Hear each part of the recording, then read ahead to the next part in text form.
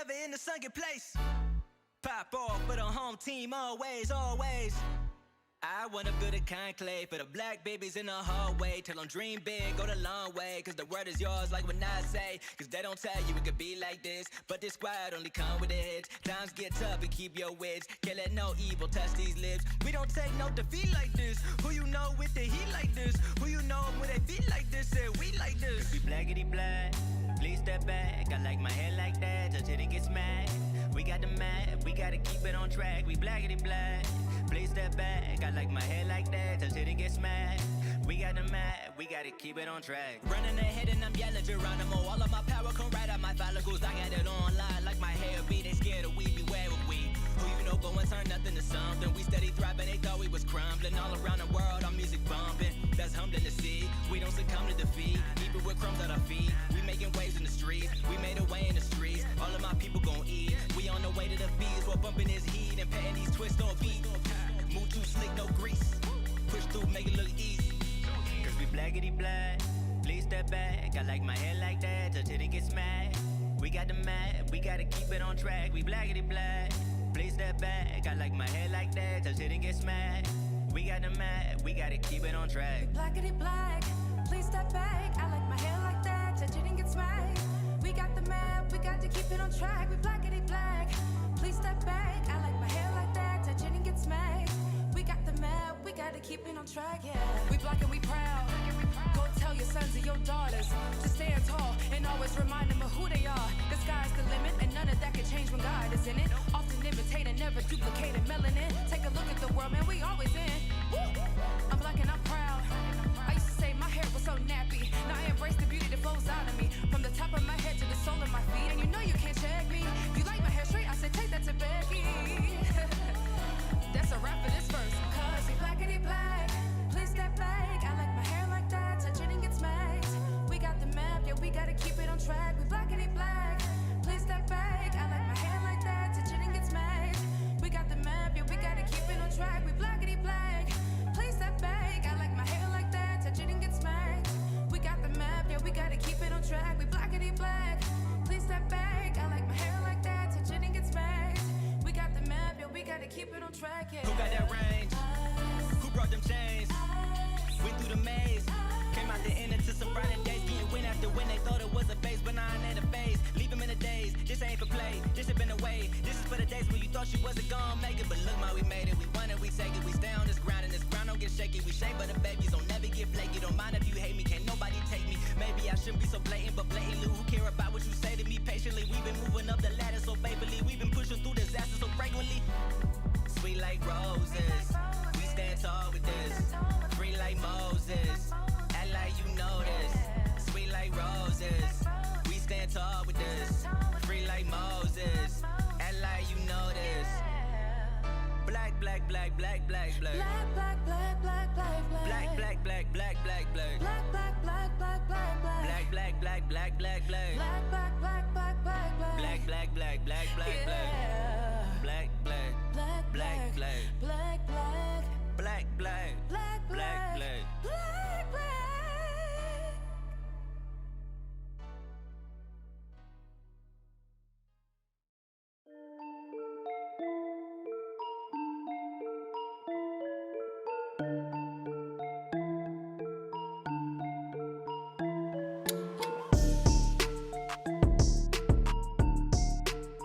All right. Welcome back to another episode of The World in the Meantime. Good to see you guys. Glad to be here. So if you don't know, if this is your first time catching The World in the Meantime, what we do in this segment is just kind of recap everything that we've over, every conversation that we've had throughout this week, and then let you know what we're looking at starting next Tuesday. So without further ado, I'm gonna kick it over to my Charles. We're gonna pray us in and get right to it. God, we thank you for this opportunity to just be here and talk about what we've been talking about and what we're going to be talking about. Just hope that this time is fun, informative, impactful, and that lives change because of it. In Jesus' name, amen. Man. So, if you've been with us, then you know all February we've been focusing on Black History Month, being blackity black black. the best of our ability for the entire month.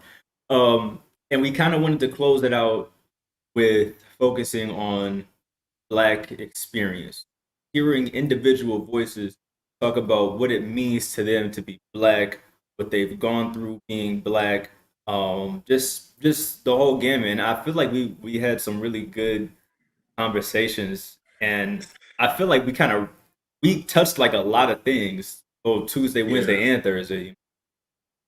Yeah, it was, I often feel redundant when we're having these conversations sometimes because it's like I keep having the opportunity to say, yeah, this is what we're all about, exchanging these different perspectives and experiences. And I love that in this week's conversation, that's something that we saw, and so like anybody who watched any one episode, but definitely if you watched all three of them, then you're like, yo, yeah, okay, cool. Being Black isn't just this one thing. There's so many different aspects and perspectives and experiences of Black people in the same city, the same state, all those different things. And so I love that we get the opportunity to just highlight our differences in the midst of our similarities. I think that that's really cool.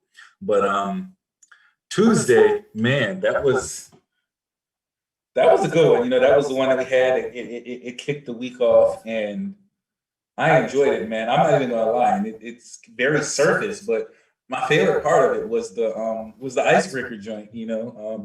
I did it again yesterday with Keenan when he came on, and it was funny because he was like, "Yo, I don't play spades." Yeah, I heard that. I was like, "Oh, I'm not alone out here." Like, okay, he didn't leave Dom hanging. Like, look, I was left hanging. I don't listen to Prince or Michael Jackson. I'm not even sure if I like them. I mean, I definitely don't like Michael Jackson. Man, that's still wild. But whatever, we all different out here. I don't like Kanye, so I mean that's not comparable. But okay, all right. This man is tread softly. Like it kind of is. If you don't like Kanye, you ain't Black.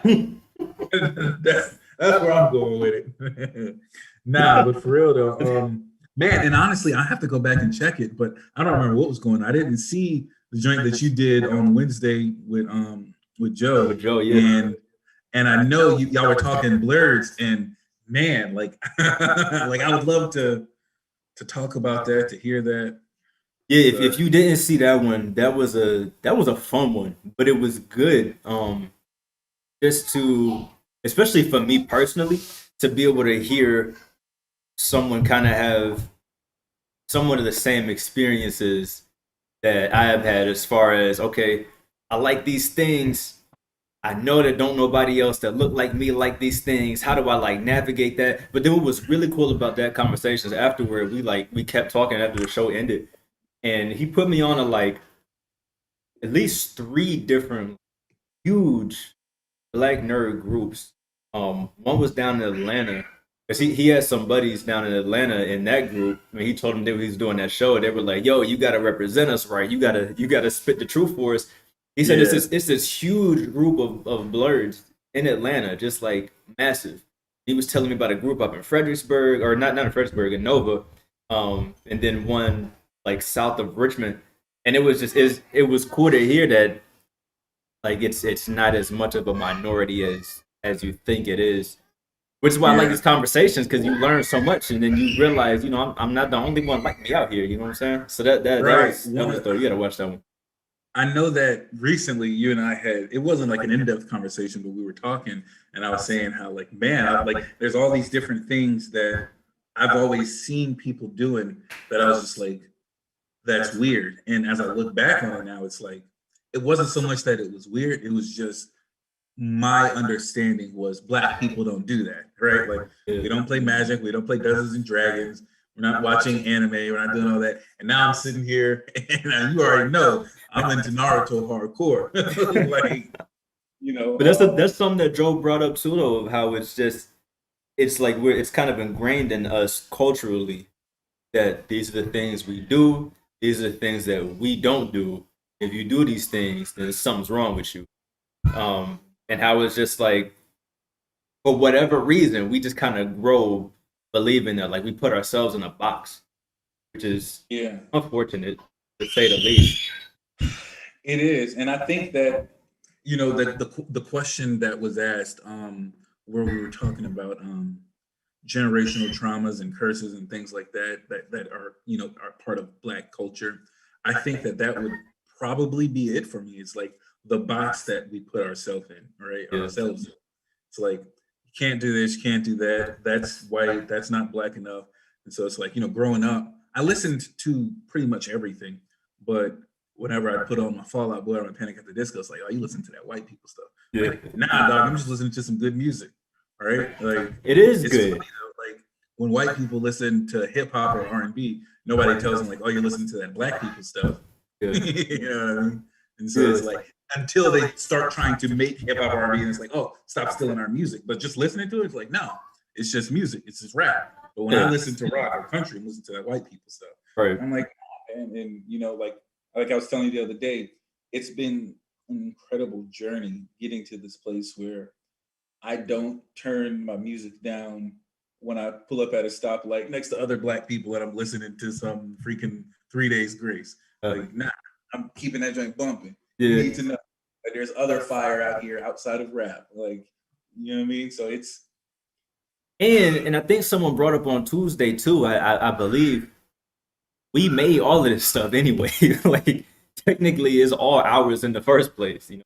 But we don't want to get into that. But it's the truth. one of my favorite points that was brought up during the week that we're gonna definitely have to go into deeper is colorism, man. You know, because that's real. Yeah. Yeah. Like, really real. And you know, we didn't get too much into it during the week, but the world can wait, man. Like we're gonna get to it. We're gonna cover everything. Everything. Yes. And so I just love, man, like having this space where so many different people get to speak and share. And you know, when I was talking with Keenan, you know, he was talking about his first experience being exposed to, I guess, exposed to racism, prejudice, whatever, where with the woman who like thought he was about to steal his purse. And it's like at such a young age, he's now in this position, in this place where it's like, yo, helping people doesn't always come across that way to other people. And it could get me in trouble. And I think that whether you're Black, white, you know, Asian, whatever, that there's a lesson in listening to other people's experiences, right? Because it's like that lesson right there. Just because your intention is to help somebody doesn't mean they're going to receive it that way or treat you that way. And man, like it was really cool listening to him. And you know, a lot of the conversation, as you know, takes place before and after the show also. But you know, he was telling me about his experiences in corporate America and the way that like when he was leaving the company that he was at, or when a white coworker of his would leave the company, go to a new place, they had the same experience, they held the same job, same title, all that. And my coworker would go to this place and be brought in at this level. And they'd say, yeah, you can come over, but you got to start from the bottom and work your way back up. And so it's kind of like, it's interesting to hear people experiencing the things that we know to be true through, you know, our research. You know? Yeah. But you actually hear it firsthand. Right. It's wild because I feel like when you can hear things like that firsthand, it's easier to put yourself in that position. Like I was listening to him talk about the whole purse story, and all I could do was think like, I wonder what it would be like to be a kid, to be raised to help people, see people in need, but then to all of a sudden know this could get me hurt. Like how do you like mentally figure that and work around like that? That was just, it was wild, but it's so good to be able to hear that from someone, to be able to kind of put yourself in that position. Yeah, it's so curious because it's like your parents raised you, you know, be a good person, do the right thing, although, and here you are trying to do that, and now you're being attacked. You know, I don't think he said he was being attacked, but ultimately that's, you know, what it boils down to. It's like, Yeah. I need you to back up, sir. Like, whoa, I was just trying to help you. Right. Wow, like, I'm not allowed to help. When people think of help, they don't think of people that look like me. And I feel like if that was me in that situation, that would have been the lesson that I learned from that. Like, okay, I'm not allowed to. In fact, it wasn't the exact same situation, and I don't know how similar it is, but I've been in a situation where trying to help got me in more trouble. And it's like, okay, cool. Not helping is the way to go. So I'm just not going to help, period. Because next time I help, I don't know what's going to happen. And so lived a lot of my life just not helping people. I And think it that takes a while to get to that place where you're like, yo, that one experience doesn't define my entire existence. Like, that's not an easy place to just come to, especially when it's a traumatic experience. So yeah, and that thank you. I don't know if any of y'all are watching. Maybe you'll see it later, but thank you to all of our guests who came on throughout the week, because it was. Oh yeah, because y'all made it do what it do.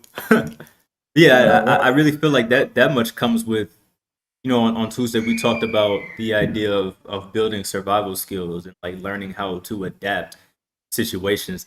Like it took one white girl in college clutching her bag when I walked past her on the sidewalk for me to be like, okay, I need to start crossing the street when the sun is down and white women are out here on campus. Or at the very least, when I see someone white, I need to put a big smile on my face when I walk past them. So I think anything is Like, I'm a happy Black person. yeah, or like put my phone out and laugh at my phone or something. Just I need to make sure I don't look like a criminal, which is crazy Yeah. because nobody else need to do that. But I have to adapt, and you're right. Like it takes a while to get to a place where you no longer feel the need to do Yeah. that, where you can say that experience doesn't define me. It doesn't define every experience I'm gonna have from here on out.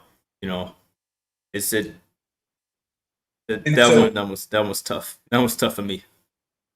And guys, this wasn't planned. Me and Don didn't talk about this before now. Sorry for putting you on the spot like I'm about to do. And it's not so much putting you on the spot, but it's just something that we didn't talk about that I do want to bring up, because I think that it pertains to our Black experience, right? And I don't know how familiar you are with what's been going on. And I'm not too familiar, but there has been a lot of talk and a lot of noise about it. So I did want to just touch on it here while we can, see what your thoughts are, share some of mine. Did you hear about the whole Coca-Cola Be Less White training thing that they got going on? I didn't really look into it. I saw somebody tweet something about it. Just said that somebody was mad at it. That's really as much as I know about it. I know it. I'm guessing it probably had to do with critical race theory and some diversity training or something like that. But besides that, I didn't really look into it. If that's the name of it, the name is kind of cringy. Be less white. I feel like I understand. Let me ask you a question. Okay. Do you think that that's the name of it? I would not be surprised if that was the name of it. Like I said, I only saw one tweet, and so just based off of what I know, I figured that was the name of it, and it didn't surprise me. Based off of the people that I first saw talking about it, it was easy to decipher that that wasn't the name of it. And one of the things that I got from it all was it's very similar to having the conversation with white people about white privilege and things of that nature. Because it's like, when the things that were being said were, I don't know about common sense, but definitely real things that if you just open up your mind to at least consider, you don't have to agree with it, but at least consider, you'd be like, you know what? I never thought about it. And so I've seen a couple people posting about it, talking about it, and I'm asking them, like, are they really calling it Be Less White training? And it's like, no. One of the things that the outline that I read, I read part of an outline, and it said, one of the things that we're going to ask of you is to try being less white. And that might not be verbatim, but it said something along those lines. And I was like, okay. What do they mean by be less white? Like, that was my first thought when I read that. So for any white person watching this, you're not alone in hearing that and thinking, like, what does it mean to be less white? Yeah, But that then was my thought. once you move on from be less white and not just get stuck there and offended with that. Then, and you read the outline, like it, when I read it, I was like, that seems like real. And I was like, huh, that sounds a lot like a lot of the stuff that she was saying in White Fragility. I get to the end of it, and Robin DiAngelo is the one responsible for the training. Okay. And I was like, that makes perfect sense, but it sounds like. And so ultimately, what it was a training that said, hey, we all have been socialized into white supremacy. Therefore, there are things that as white people, you don't, that you do without even thinking about doing, or there's things that you don't do that you don't even think about doing. And so it's like, hey, try to be less arrogant. And I can fully understand how, as a white person, they would read it and say, oh, so you're just saying that all white people are arrogant. You're saying that all white people are this, that, and the third. And it's like, no, that's not what's being said. What's being said is you've never had to consider those things, right? And that's not to say that you don't consider them, but the reality is like you don't have to. Just like how we were talking about, I think it was, on Tuesday, where it's like, yo, I think about this, that, and the third before I make a decision because I have to. Whereas like with white people, you don't really have to. And the reality is, it's not an indictment against white people. It's not an attack on white people. It's just sharing that that information that leads to change, right? Like I had a conversation with somebody the other day, and I was like, when you're in a conversation with somebody, you have two options: to let them know all that you know, or to share some understanding. Right? Because there's so many people that just want to speak and speak and speak. And it's like, well, I know this and I know that. And it's like you lose track of the point. Whereas we get the opportunity to say, listen, you don't have to agree, you don't have to like it, whatever, but this is the information. Take it and do with it what you will. And I think that the times that we're living in, we don't really have the opportunity to just, or we shouldn't take the opportunity to just engage in conversations that we're just letting it be known that I know this, that, and the third, rather than taking the opportunity to engage with people and say, yo, you think differently than me, I think differently than you. Let's meet here in the middle. So that that Coca-Cola training thing, and I guess it's been dropped and whatever else. But it's to me, it's another thing that takes away from the main point, right?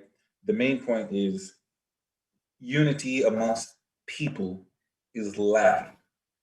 and like that's the main thing, right? Yeah. There's unity amongst people is lacking. And that's not to say that we should all agree on any one thing or all things, but there are one of the things I found in most of my conversations, especially since we've started this, is that in all things, we tend to be more like-minded than we realize or are willing to admit. That's true. There was some test, I forget what it was, but it was talking about like, do you lean left, right, or are you conservative or liberal? And I got a bunch of people to take it, people that I know that identify as left and that identify as right. And one of the most interesting things that I found in there was when it was all said and done, we all landed about the same place, like with a few differences, we all landed about here, like somewhere close to the center.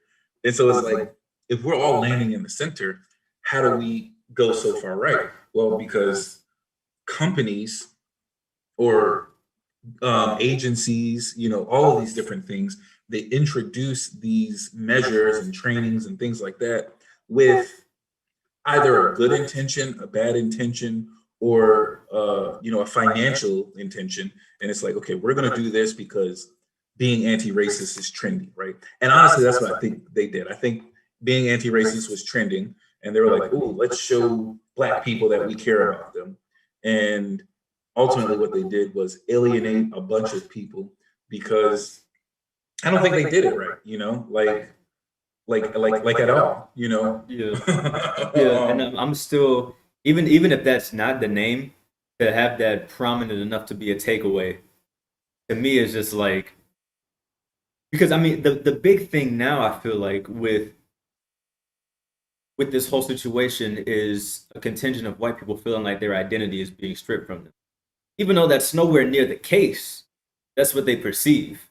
And so then if you go and tell someone that's white, hey, be less white, that's more of their identity that they can perceive. You're trying to take away from me. It's just like, okay, did you maybe rush this out to be trendy, to get on there before the wave died down and didn't really think Right. through all the verbiage? Because there's so many ways to go about it that I feel like could be a little more productive. Because you said now it's been scrapped, right? It's like You it's said gone. what? You said now it's been Oh. scrapped, right? Yeah. Yeah, because of the uproar. I'm assuming. And it's crazy because again, I only seen some of it, but I feel like based off of what I've seen, if it didn't include those few little words, try to be less white, I think it would have had much more of an impact.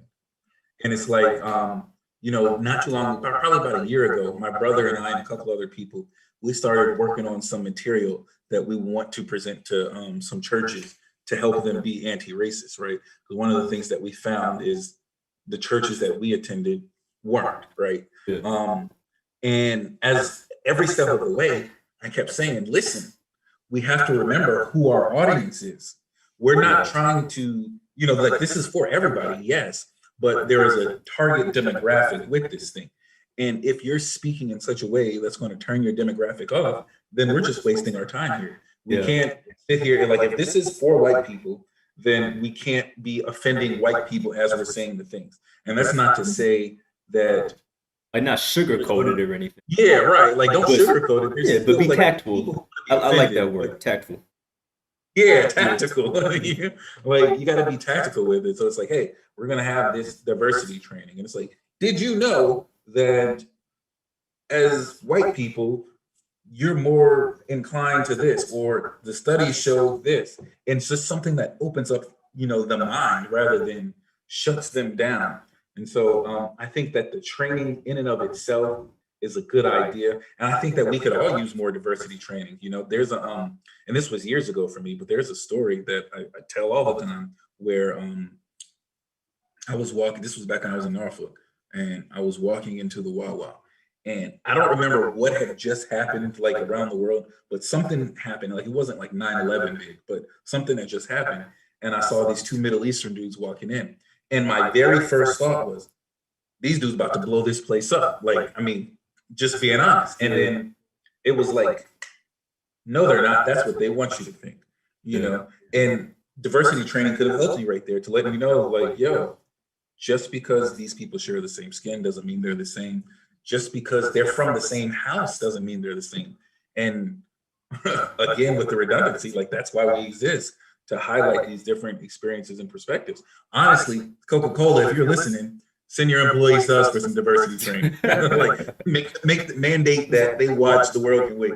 Yeah, there it is. Because like that's honestly what we strive for, man. We always look for whatever like we don't say, okay, I'm gonna get this guest, this guest, this guest, and then build a conversation around that. We're like, okay, this is what we want to talk about, and we're gonna find some guests that can speak into that, and it's crazy that in 2021, first of all, we still have to have diversity training, right? It's like in what is America, or at least the original idea for America, according to history, is like this place where immigrants and people from all these different places can come. Why do we need diversity training in a place that was established out of diversity is mind-blowing to me, right? It's like, That's crazy. like Alexander Hamilton was not from here. Yeah, right. Like, so but the reality is we are where we are. We have to acknowledge where we are, and then we just got to move forward. We got to press on. And it starts with having the uncomfortable conversations with people that you might not like. I don't know if I said this up here yet or not, but there's been tons of people who have come on as a guest of this show that I appreciate coming on, and I appreciate sharing their perspective. And I wholeheartedly disagree with on one or many of the things that they said, like many times. Like, I'm just like, and I just sit back and I'm like, okay, I'm gonna let you finish, but shout out to Kanye, you caught it, right? Yeah. I'm gonna work Kanye into everything. Like, I'm gonna let you finish, but Like, I disagree with that wholeheartedly. Like with every fiber of my being, I disagree with that. But it doesn't matter what I disagree with. At the end of the day, my convictions are my own, and I have to live by them. And your convictions are your own. You have to live by them. It's not my responsibility to force Dom or anybody else to live by my convictions. And I think that that's one of the things that kind of gets lost in the Black experience, right? It's like that's that box that I was talking about. Like, no, this is how we do things. We can't do it that way or this way. We do it like this. And if you step outside of that mold, then you're a Oreo, right? Like, I don't know about you, but I've been called an Oreo or the whitest Black dude ever, like a million times. The Oreo half my life. Just because I think differently or do things differently than most other Black people that this person never experienced, right? Because a lot of people that say it like don't really know Black people. They just have an idea of what it means to be Black. And that's why I'm so excited for a lot of the conversations that we have coming down the road, because I think that no matter what we're talking about, you can talk about race, you can talk about politics, you can talk about gender and sexuality and religion and any conversation and how it pertains to those things. And so you get to, with all the upcoming conversations, we get to see the differences in Black, white, Asian, Hispanic, how they handle and how they navigate those situations. But this has been, this month, was really Black. You know what? My favorite part of the entire month, like overall, is having your song on the countdown video. That because I was about to say Blackity Black, and then I was like, yeah, like that. For all of you who don't know, the countdown video that you've been hearing, and if you haven't heard it, go back and listen to it. That's Dom, man, out here spitting bars. That's the homie. Yeah, I'd love to have the producer and okay, so I've had the producer Robert on for an episode. We've had Braille on in the past for another episode. I'd love to get them both on at once and just have a talk about music and stuff. We might work that out. That might be something that happens somewhere down the line. Yeah, we should do that. Throwing some Kanye. You talking about producing? You can't leave Kanye out. I mean, you can if you want to. Who would want to? You know what? Well, so what are we doing next week, John? So next week is going to be about surviving COVID. I mean, as we all know, we are still in the thick of this thing. I've heard, I think from Dr. Fauci or someone, that maybe by the end of this year, things will start to get back to normal, but who really knows? Whatever happens, we're in the thick of it right now, and it's affecting all of us in many, many different ways, whether you've gotten COVID, whether you know someone that had COVID, whether you've lost somebody to COVID, whether your job, school, home life has somehow been affected. We've all had to deal with this in different ways. So we want to focus next week on talking about how we've each been able to survive this in whatever way we've been able to survive this. I think you said we have a guest who was incarcerated during COVID, who is out now, who is going to talk to us about, what happened or what it was like being in prison while COVID is going on. We have people who have contracted COVID, who have made it through. We're going to be able to hear from them. We're going to be able to hear from people who have just been alive in 2020 and in 2021 dealing with COVID. So yeah, there's a lot of perspectives, and we think it'll be good to be able to hear those, kind of discuss them and see similarities that we all. Yeah, and it's so interesting because I wasn't thinking about sharing too much in terms of the conversations next week, but one of the things I just thought about as you were speaking, talking about those different vantage points is, I was driving trucks during the beginning and up until recently, right? And going to a lot of different places, seeing the way in the same state or even sometimes in the same city, different businesses and things like that handle the virus, Like I remember I was in South Carolina. I was in Fort Mill, right at the border of South and North Carolina, like 10 minutes up the road to Charlotte. And around the corner from me, about 5 minutes away, is a Food Line, and around the other corner, about 10 minutes away, it's a Walmart.